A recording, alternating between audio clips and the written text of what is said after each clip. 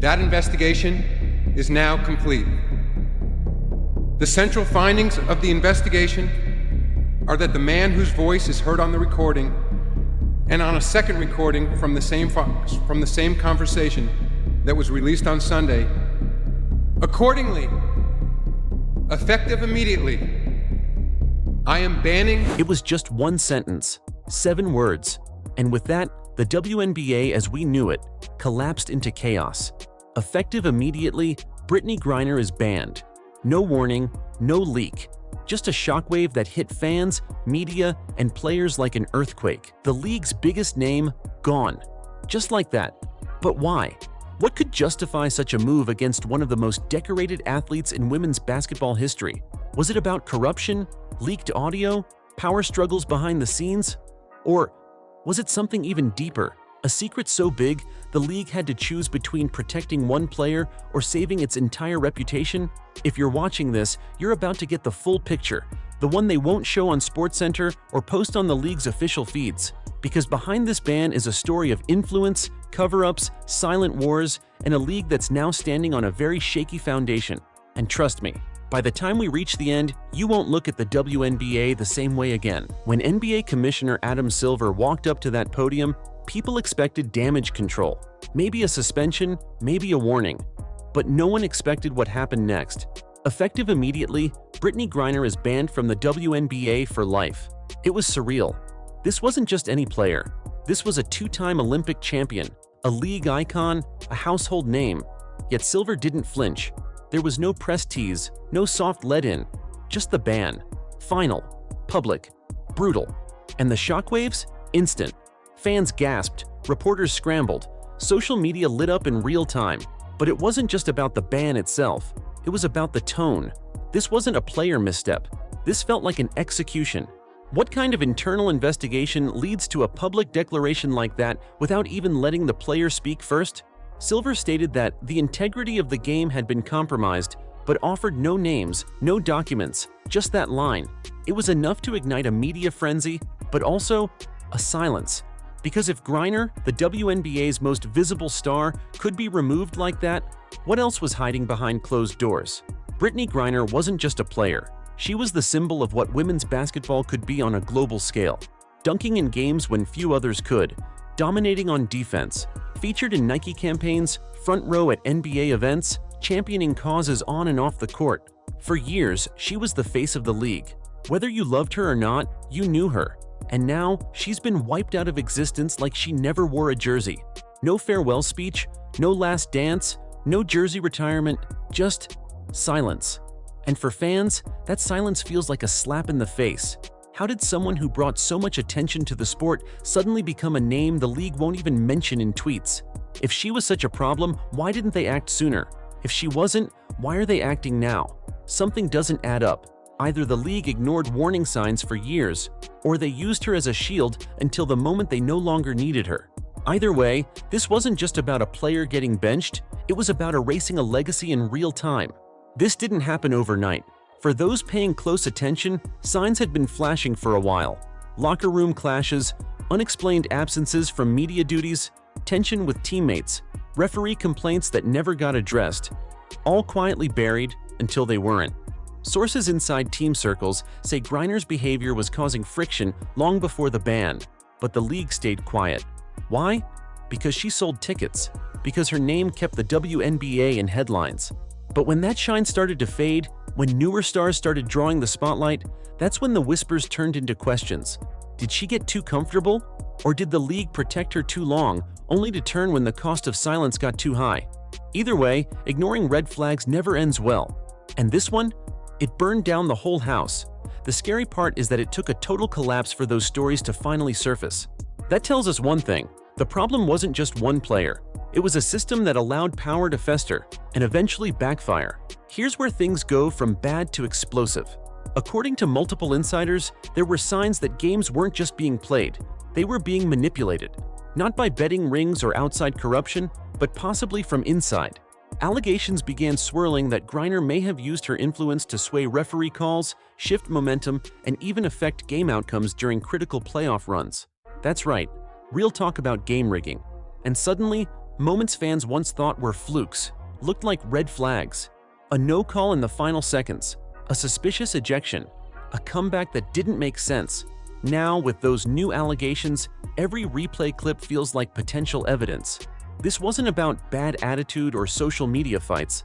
This was about the heart of competitive fairness, because if a star player had that much influence on the outcome of games, and the league knew, then every WNBA title from the last 5 years is under question. And that's not a conspiracy theory, that's a crisis. The ban wasn't triggered by rumors, it was sparked by proof. That's what Adam Silver hinted at when he referenced internal findings, leaked recordings, confidential emails, conversations that were never meant to see the light of day, but did.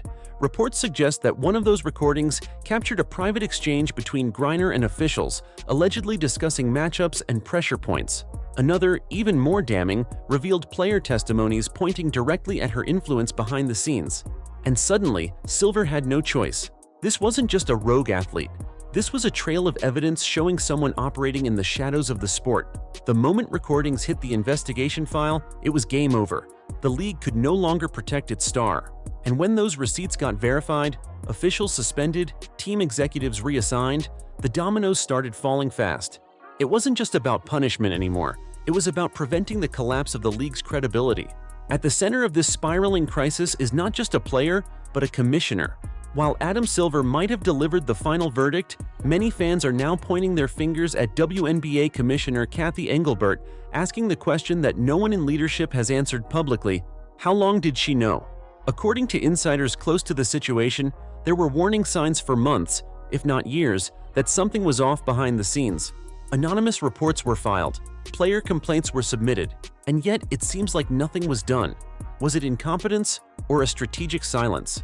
Engelbert, seen by many as the face of WNBA growth, now finds herself on the other side of the narrative. Sources suggest she may have been aware of brewing locker room conflicts concerning off-court behavior and even whispers of Griner's alleged influence on referees. But instead of addressing it, she allegedly let it slide, perhaps hoping the issues would disappear. The league now claims Silver had to step in because Engelbert was no longer viewed as impartial. That says everything. When the very person tasked with protecting the league's integrity becomes part of the problem, trust disintegrates. And with fans now demanding accountability, Engelbert's future with the WNBA looks shakier than ever. Every scandal needs a breaking point, and in this case, it came from two players who weren't afraid to speak up. Caitlin Clark and Sophie Cunningham weren't just teammates or witnesses, they were future faces of the league, and they reportedly decided enough was enough. Behind closed doors, they met with league investigators and gave detailed testimonies. But what's even more shocking is what those sessions revealed. According to sources familiar with the investigation, Clark and Cunningham didn't just speak in vague terms. They described specific games where momentum shifted unnaturally, games where fouls vanished, calls went one way, and Griner's team always seemed to benefit. They didn't just bring opinions, they brought receipts. One piece of evidence allegedly played during the hearing was an audio recording that captured Griner discussing matchup pressure points with league officials, something no player should ever be doing. That moment changed everything. It wasn't about emotions or grudges, it was about control. Clark and Cunningham's decision to speak out may have cost them allies in the locker room, but it also forced the league to act. And if they had stayed silent, none of this would have surfaced. Which begs the question, how many others stayed quiet out of fear? And how many more truths are still buried beneath the surface? When the news of the ban hit the internet, it didn't take long for Griner's team to mobilize. In a matter of hours, her legal and PR squads launched a full-scale counterattack. Statements were released, media appearances were scheduled. Lawyers started demanding access to the investigation records, especially the recordings and testimonies used to justify the ban. And then came the accusations. Griner's representatives claimed the punishment was politically motivated, calling it an excessive response meant to distract from deeper issues within the WNBA. They argued that she was being scapegoated, not for anything she'd done recently, but because of the power she held off the court. Her influence, her defiance, her willingness to speak when others stayed silent. Some in her camp even floated the idea that Silver's decision was designed to shift attention away from larger scandals looming in the shadows. Whether or not those claims hold weight, one thing is clear: this isn't over. Griner isn't just accepting the ruling, she's preparing for a legal war. And if she goes to court, if full investigation files are subpoenaed and go public, This story could explode into something even the league's top executives aren't ready for. Just when things felt like they couldn't get more controversial, another layer was peeled back. For years, whispers had followed Griner around. Private forums, social media threads, anonymous blogs, but now those whispers had become headlines. Reports started resurfacing that questioned Griner's biological identity. Speculations that the league may have been aware of certain medical documents or internal discussions that were never made public. These claims, though never officially confirmed, sent shockwaves through fans and media alike. And while YouTube rules and human decency demand respectful treatment of all identities, the timing of these rumors couldn't be ignored. Some speculated this was a targeted smear campaign. Others claimed it was part of a larger cover-up that the WNBA kept under wraps to preserve ticket sales, brand deals, and global exposure.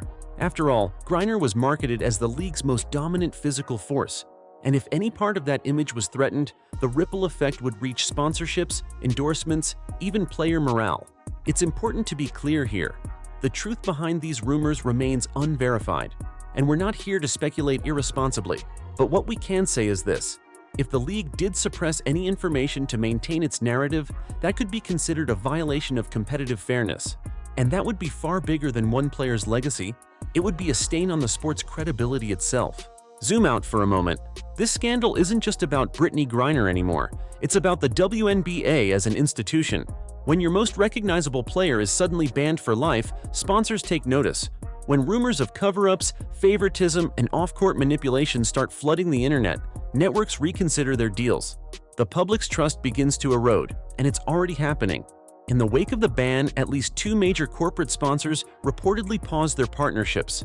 Television ratings, once surging thanks to rookies like Caitlin Clark and Angel Reese, are starting to dip as fans struggle to figure out what's real. Even players seem unsure. Some are staying quiet, others are calling for transparency, but no one seems to agree on what happens next. And that's the problem, because without a clear direction, without leadership that the fans and players can believe in, the WNBA risks becoming more of a media spectacle than a professional league. What was once considered a rising force in sports now feels dangerously close to collapsing under its own weight. And the longer this chaos continues, the harder it will be to recover.